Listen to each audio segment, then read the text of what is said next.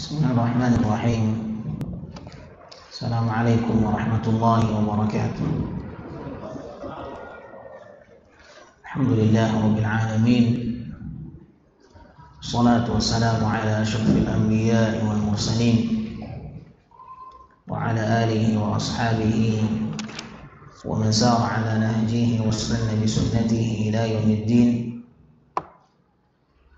Allahumma 'allimna ma yanfa'una وانفعنا بما علمتنا وزدنا علما ربنا اشرح لنا صدورنا ويسر لنا امورنا واحلل عقدة من ألسنتنا يفقهوا قولنا. معاشر المسلمين rahimani wa rahimakumullah. Alhamdulillah, senantiasa selalu memberikan Allah Azza wa Jalla yang selalu memberikan kepada kita akan nikmat-nikmatnya. Tidak ada hari yang kita lewati melainkan tercurahkan di sana anugerah Allah. Semoga nikmat yang Allah berikan kepada kita menjadi penolong untuk kita di kehidupan akhirat, dan kita berlindung kepada Allah dari nikmat yang menjadi bumerang, senjata makan tuan di kelak di hari akhirat. Allahumma a'inna ala dzikrika wa syukrika wa husni ibadatik. Salawat beriringkan salam semoga selalu tercurahkan kepada baginda besar kita yang mulia Nabi Muhammad sallallahu alaihi wasallam. Allahumma salli ala Muhammad wa ala alihi wa sahbihi wa sallam. Ma'asyiral muslimin rahimani wa rahimakumullah. Kita lanjutkan pelajaran di dalam kitab sifat salat Nabi sallallahu alaihi wasallam yang dikarang oleh Syekh Muhammad Nasiruddin Al-Albani rahimahullah, dan telah kita sampaikan pada pembahasan yang lalu tentang tahapan terhapusnya hukum membaca di belakang Nabi SAW atau di belakang imam yang jahar. Semoga pembahasan yang lalu telah difahami dengan baik, dan semoga kaum muslimin yang lain yang menyaksikan siaran ini atau rekamannya juga mendapatkan kebaikan dengan menerapkan apa yang telah dicontohkan oleh Nabi sallallahu alaihi wasallam. Poin kita pada kesempatan kali ini ahibati fillah dibawakan oleh al-muallif at-ta'minu wa jahrul imami bih. Pembahasan kita pada kali ini berkenaan tentang ucapan amin dan menjaharkannya bagi seorang imam. Pembahasan kita pada malam kali ini berkenaan tentang ucapan amin dan menjaharkannya, mengeraskannya bagi seorang imam. Ma'asyiral muslimin yang dimuliakan Allah, kita ketahui bersama bahwa mengucapkan amin di dalam salat ini merupakan satu ketentuan yang hukumnya adalah wajib, karena Nabi sallallahu alaihi wasallam menyebutnya dalam bentuk fi'lul amr, kata bentuk perintah, dan setiap perintah hukum asalnya adalah wajib selama tidak ada qarinah yang membuatnya keluar dari ketentuan asal. Mengucapkan amin pasca berakhirnya bacaan Al-Fatihah di dalam salat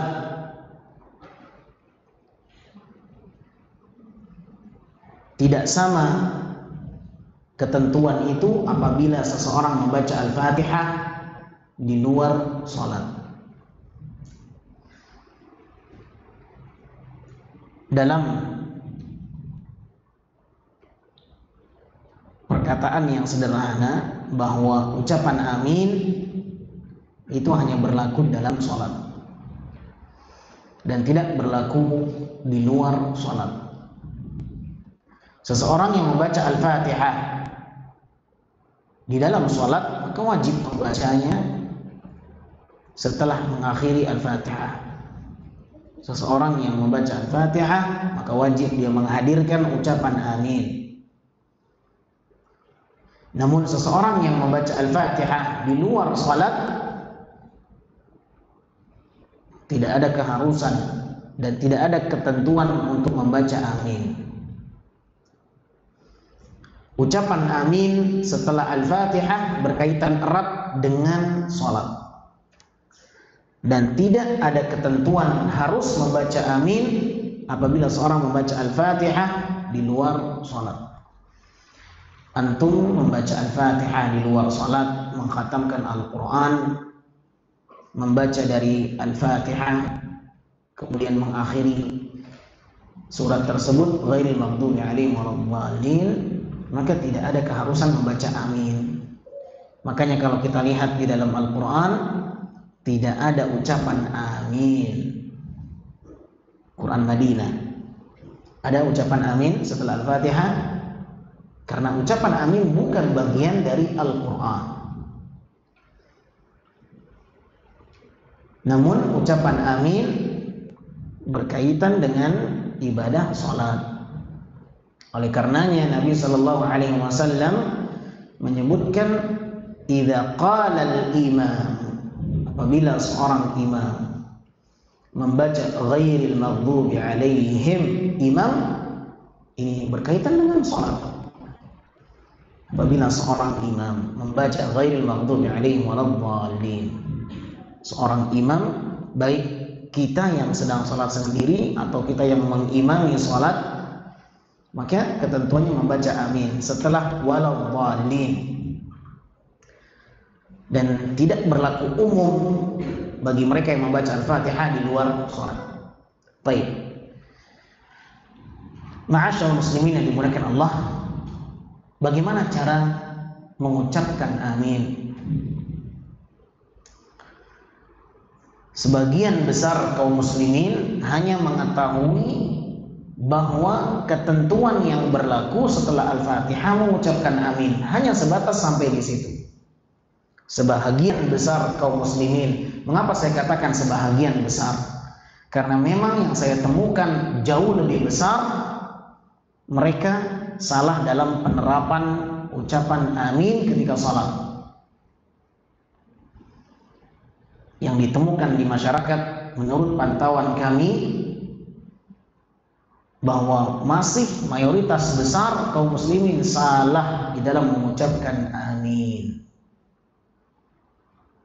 Oleh karenanya saya katakan sebahagian besar. Memang tidak ada sensus dalam hal ini. Akan tapi pantauan sekilas yang saya ketahui ketika kami sholat di masjid-masjid tertentu, penerapan di dalam mengucapkan aminnya masih salah dan keliru. Apakah ada ketentuan bagaimana cara mengucapkan amin? Ketentuan harokatnya, ketentuan panjangnya, bagaimana cara mengucapkannya, jahar atau tidak perlu jahar? Karena sebagian kaum muslimin ketika membaca amin ada yang memilih diam. Saya sering ketika imam tuntas baca Al-Fatihah, di samping kiri dan kanan saya diam, tidak membaca amin. Kalaupun mungkin mereka membaca amin, mereka tidak menjaharkannya, memilih untuk diam. Maka bagaimana ketentuan yang sebenarnya? Dan yang sangat disayangkan, kekeliruan ini justru muncul dan ada di dalam diri seorang yang mengajarkan ilmu atau seorang ustaz. Masih belum tepat di dalam penerapannya. Baik, kita akan membaca hadis yang akan dibawakan oleh beliau, dan semoga dengan riwayat yang kita bawakan kita mengetahui ketentuan yang sebenarnya di dalam mengucapkan amin. Perhatikan baik-baik ma'asyarul muslimin. Perhatikan baik-baik. Antum yang menjadi suami, perhatikan bagaimana seorang istri mengucapkan amin, bagaimana seorang anak mengucapkan amin ketika sholat. Ajarkan ilmu agama. Riwayat yang pertama yang dibawakan oleh al-muallif, hadis yang sahih diriwayatkan oleh Imam Al-Bukhari.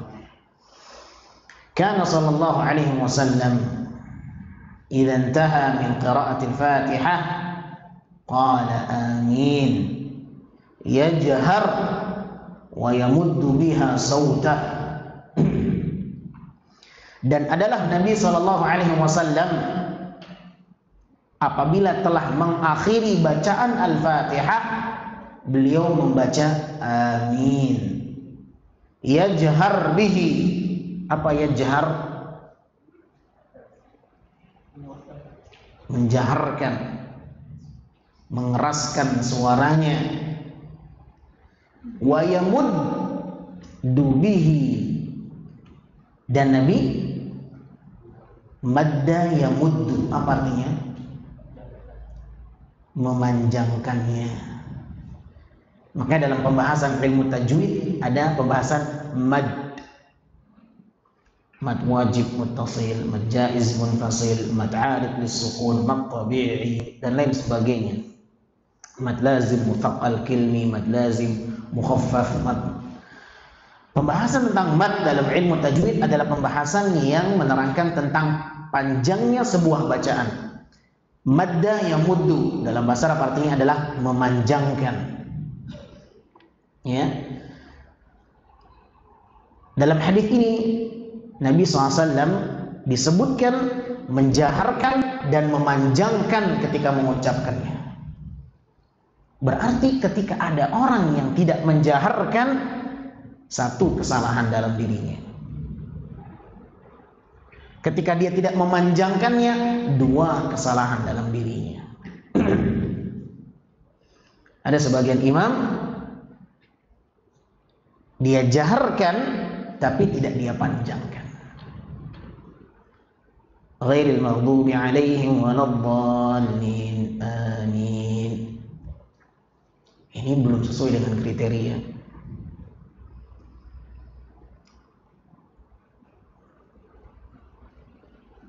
Kalaulah dikatakan panjang seperti yang disebutkan dalam hadis, seperti apa cara memanjangkannya?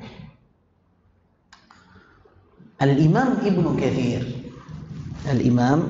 Katsir menyebutkan cara membaca amin seperti membaca timbangan Yasin.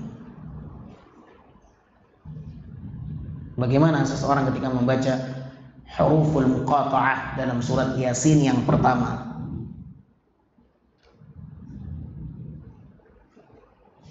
Seperti apa?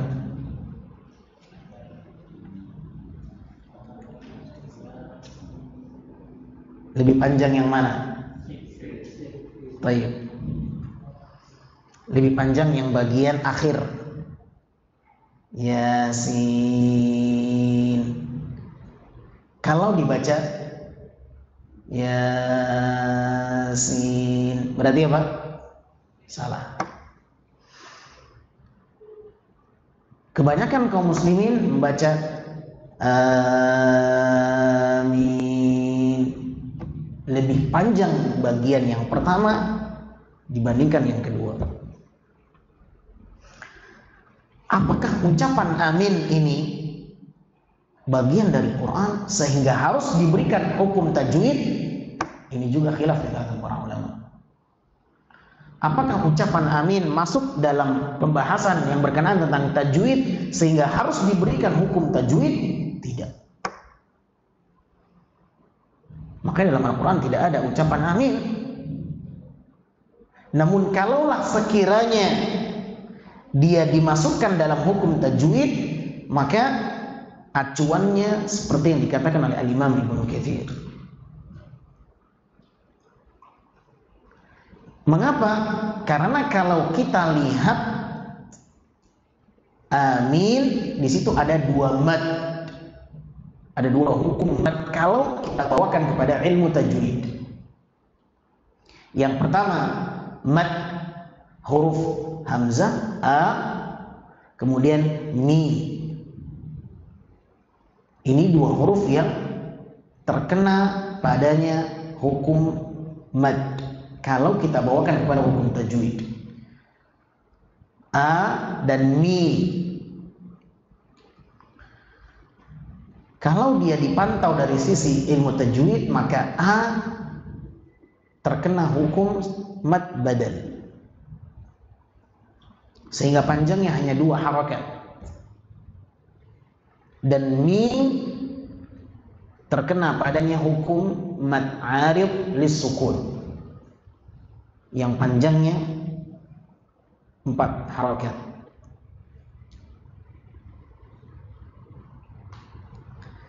Sehingga yang berpeluang panjang lebih adalah bagian yang kedua, bukan bagian yang pertama.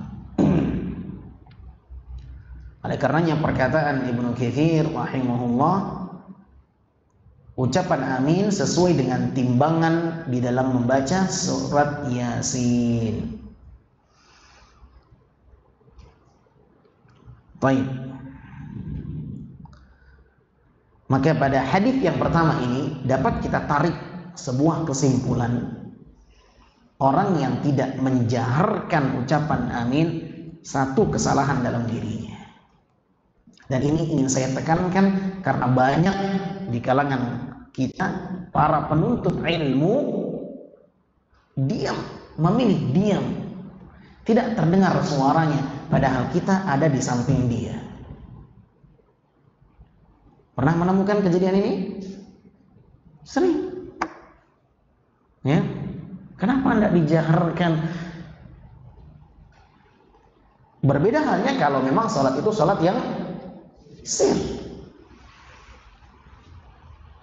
Tapi sholat yang jahar, maka ketentuannya pun jahar.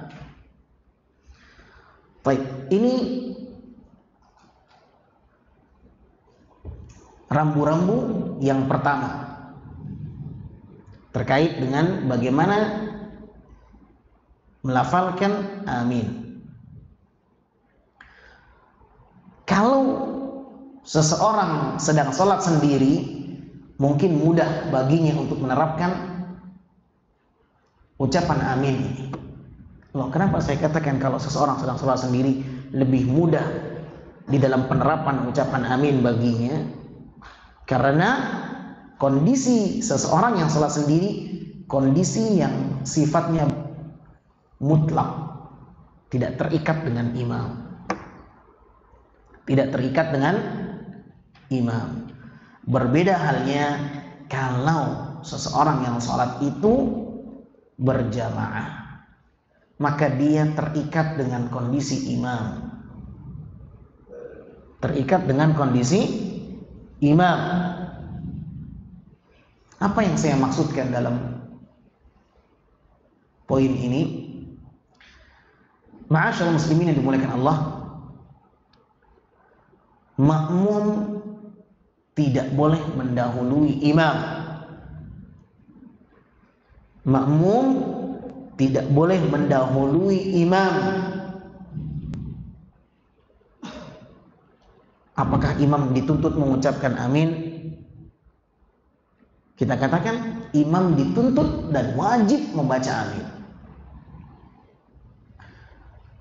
Oleh karenanya seorang makmum jangan memulai untuk mengucapkan amin sampai imam yang mengawalinya. Perhatikan baik-baik, masyaallah. Saya sengaja berbicara dengan pelan.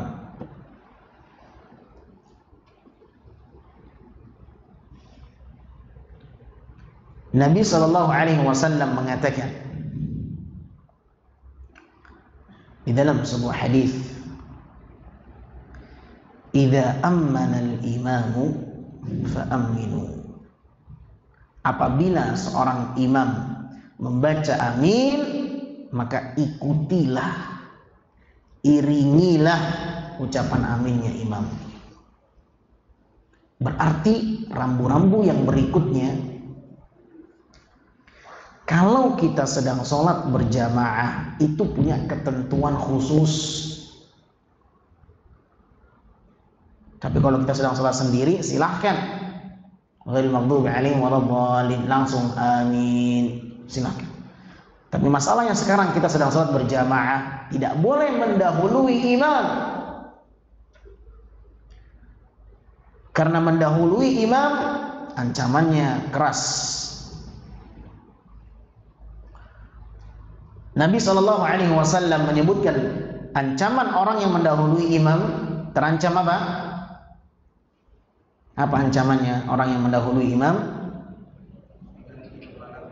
Nah, seseorang yang mendahului imam, ancamannya di hari kiamat, kepalanya akan Allah rubah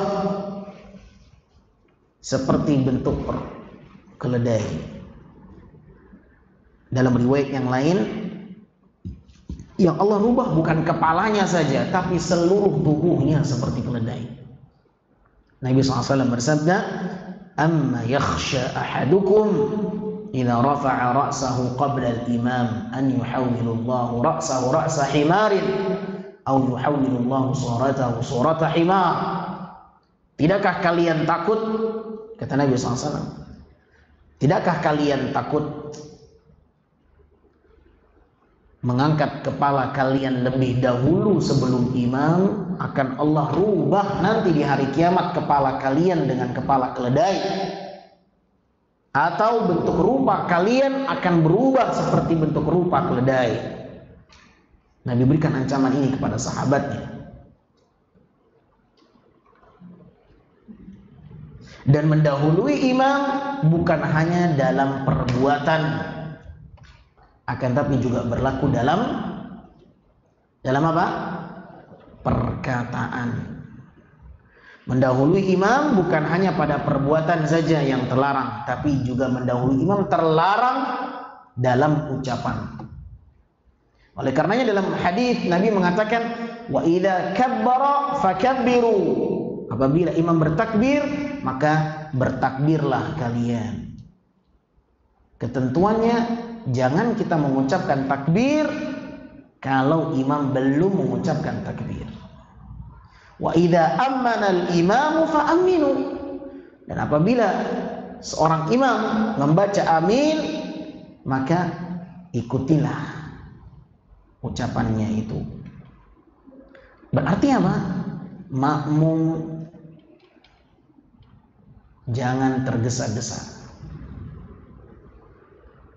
Kebiasaan di lapangan yang kita temukan, ketika imam telah selesai di ayat yang terakhir dari surat Al-Fatihah, ghairil maghdubi alaihim waladhdallin, siapa yang melesat lebih cepat ucapan aminnya itu, makmum atau imam?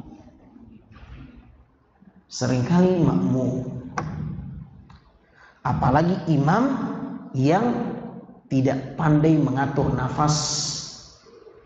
Dia sudah ngos-ngosan karena baca Al-Fatihah, akhirnya tuntas Al-Fatihah, dia mengambil nafas, menghela nafas, ternyata makmum lebih dahulu mengucapkan amin.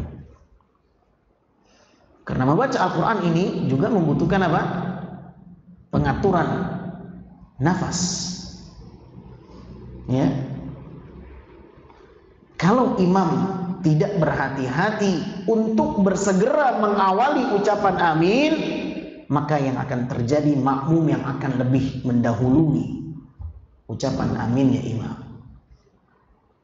Dan apabila itu terjadi, maka yang terkena ancaman makmum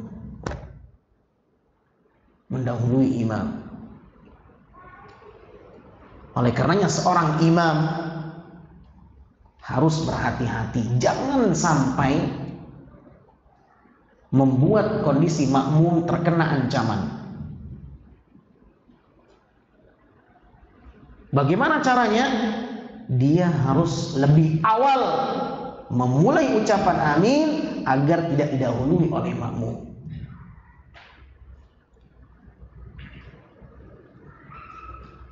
Dan makmum harus berhati-hati, sabar, tunggu komando dari imam.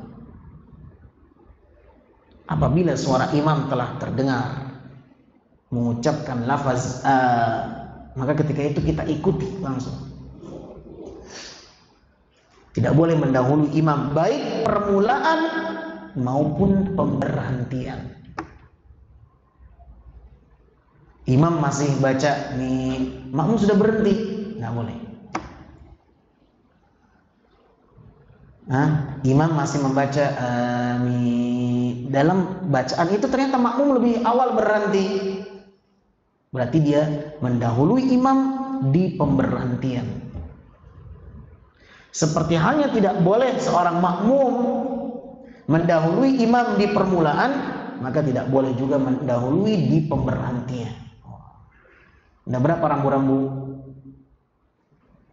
Ada berapa rambu-rambunya? Baik.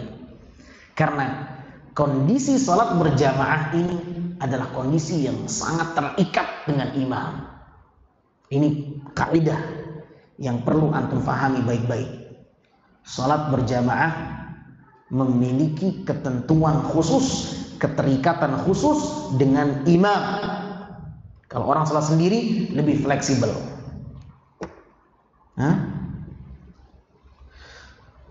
Baik, disinilah pentingnya kehati-hatian seorang imam dan makmum. Kehati-hatian seorang imam, jangan sampai telat membaca amin karena dikhawatirkan makmum yang akan melesat lebih awal di dalam ucapan itu. Makmum, hati-hati, jangan bersegera mengucapkan amin, berikan kesempatan bagi imam untuk mengawalinya.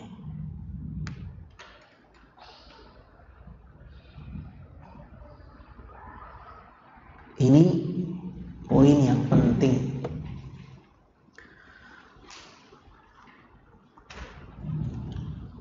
Karena Nabi mengatakan sallallahu alaihi wasallam, "Idza ammana al-imamu fa aminu." Apabila imam membaca amin, maka ikuti aminnya. Artinya jangan memulai mengucapkan amin kalau imam belum mengawalinya. Maka saya sering peringatkan beberapa ikhwan yang menjadi imam, hati-hati, jangan sampai telat, harus gesit mengucapkan amin. Yang sangat disayangkan beberapa imam yang tidak belajar fikih salat ini, apalagi imamnya yang tua, lambat plus lelet, di belakangnya anak muda, cepat dan gesit. Biasanya orang tua itu identik dengan lambat lelet.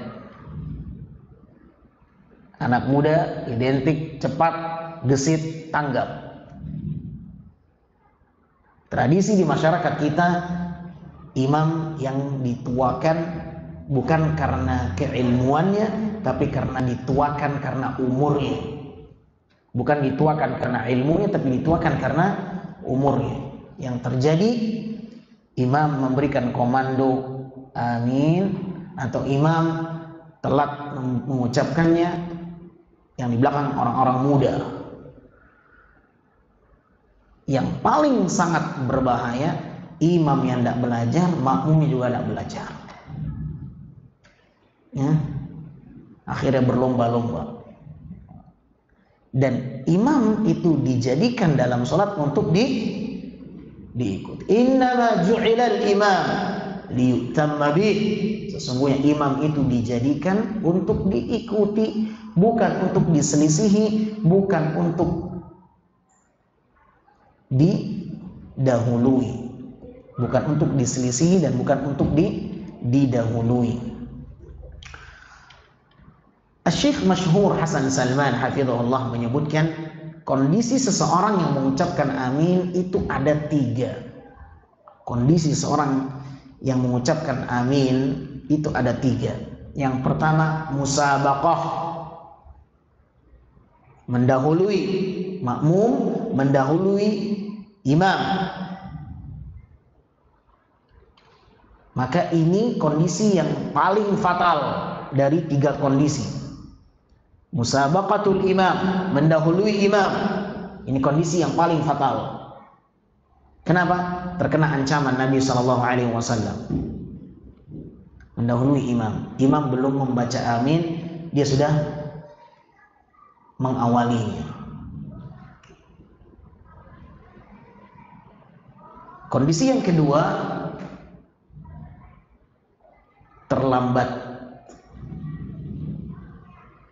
Kondisi ini adalah kondisi yang juga dinilai salah oleh para ulama, akan tetapi kesalahannya tidak sefatal kondisi yang pertama. Bagaimana seseorang dikatakan terlambat? Imam telah selesai membaca amin, dia baru mulai. Dia berada di belakang imam, dia tidak mendahului imam, tapi terlambat. Bukan mengiringi, bukan mengikuti. Contoh, antum sedang konvoi. Konvoi, tahu konvoi? Beriringan. Antum tidak mendahului teman konvoi. Antum berada di belakang. Antum tidak mendahului, tapi antum tertinggal jauh di belakang. Itu mengiringi atau bukan? Namanya mengiringi atau bukan? Bukan, tertinggal. Tertinggal jauh di belakang. Sudah ada di antara iringan itu mobil lain masuk, tertinggal jauh. Dan ini kesalahan juga yang dikatakan oleh para ulama. Namun tidak sefatal kondisi yang pertama, yang mendahului komandan, mendahului pemimpin. Itu yang fatal. Kondisi yang ketiga, inilah yang seharusnya mengikuti dan mengiringi. Mengikuti dan mengiringi imam.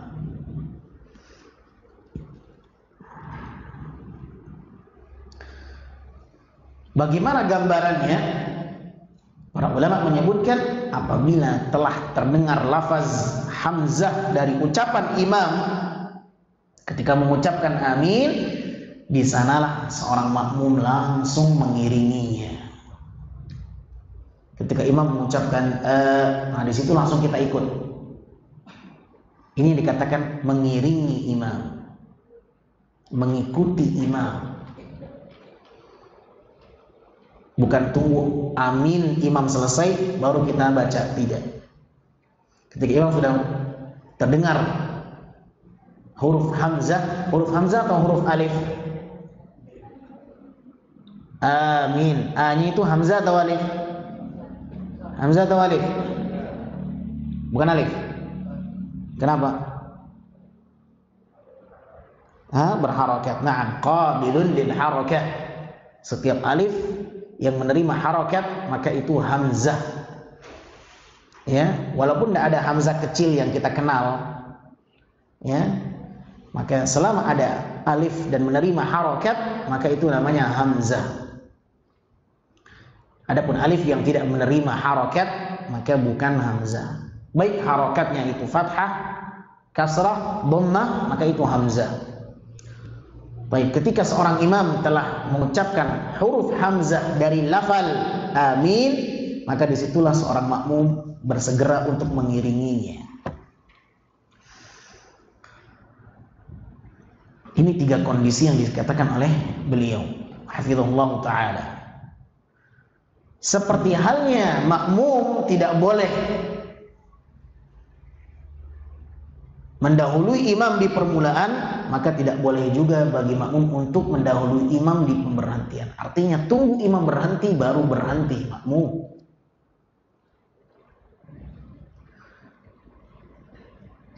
Bagaimana kalau sekiranya suara imam tidak terdengar jelas? Ini yang jadi masalah. Atau imam hendak kunjung mengawali ucapan amin, karena sebagian imam memandang bahwa ucapan amin tugasnya makmum, tugas ana selesai baca Al-Fatihah. Sebagian imam memandang tugas ana baca Al-Fatihah, ente makmum baca amin. Bagi-bagi tugas. Dari mana kita tahu bahwasanya imam juga mengucapkan amin? Dari hadits Nabi SAW. Idza ammana al-imam fa'aminu. Apabila imam telah membaca amin, maka ucapkanlah oleh kalian amin. Artinya imam secara zahir dalam konteks hadis juga dituntut membaca amin. Sebuah kesalahan apabila imam tidak membaca amin. Dan ini banyak kita temukan. Ya.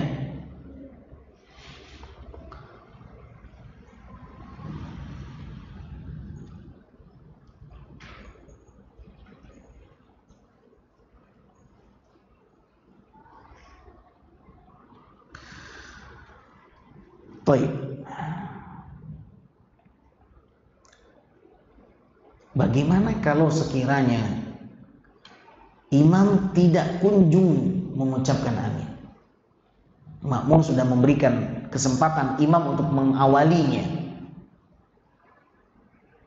Ya, ini katakan makmum yang penuntut ilmu. Dia tahu nggak boleh mengawali atau mendahului imam. Diam akhirnya makmum. Diam. Imam diam juga, bingung sama-sama dia. Ini kok diam ini? Ada atau tidak seperti itu? Maka bagaimana sikap makmum?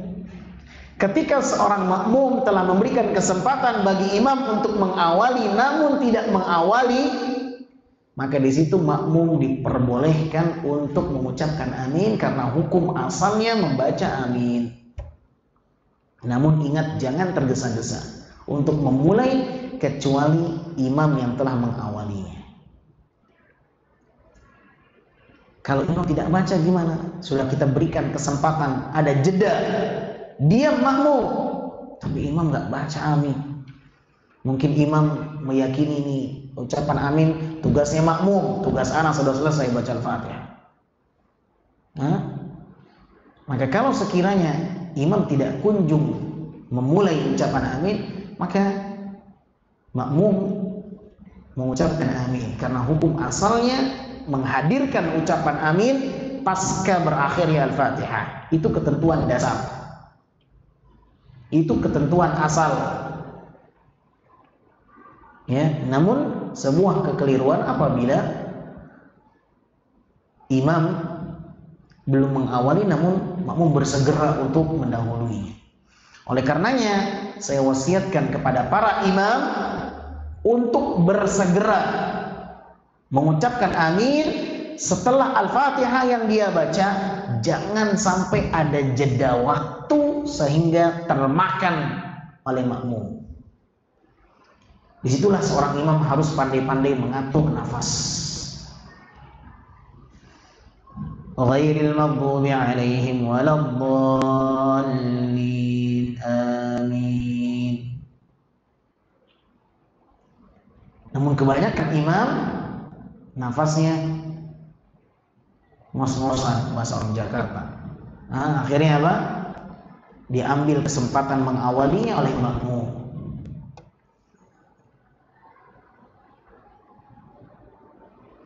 Oleh karenanya ahibati fillah yang dimuliakan Allah Subhanahu wa taala, di sini pentingnya seorang itu belajar bagaimana sifat salat Nabi. Ternyata di dalam mengucapkan amin ada ketentuan dan caranya. Mereka yang tidak menjaharkan dalam bacaan imam yang jahar, maka satu kesalahan, dia tidak membaca amin dengan jahar dan dia tidak memanjangkannya.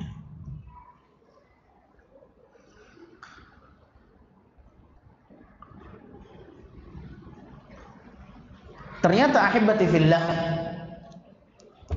ucapan amin ini memiliki hikmah.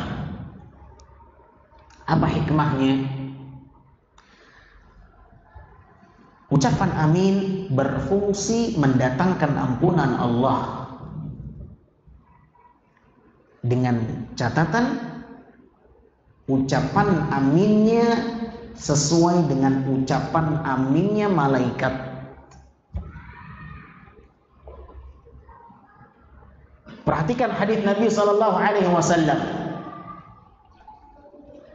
Idza qala al-imam ghairil maghdubi alaihim waladdallin faqulu amin fa innal malaikata taqulu amin wa innal imam yaqulu amin.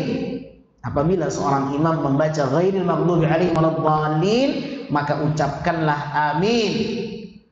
Karena sesungguhnya malaikat juga mengatakan amin dan imam juga mengatakan amin.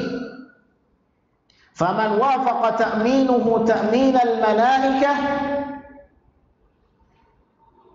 ghufira lahu ma taqaddama min dhanbi. Barang siapa yang ucapan aminnya beriringan dengan ucapan aminnya malaikat yang ada di langit,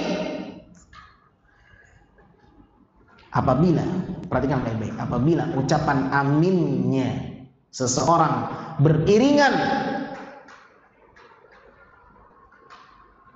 dengan aminnya malaikat yang ada di langit, maka itu akan menghapuskan dosa-dosanya yang telah lalu.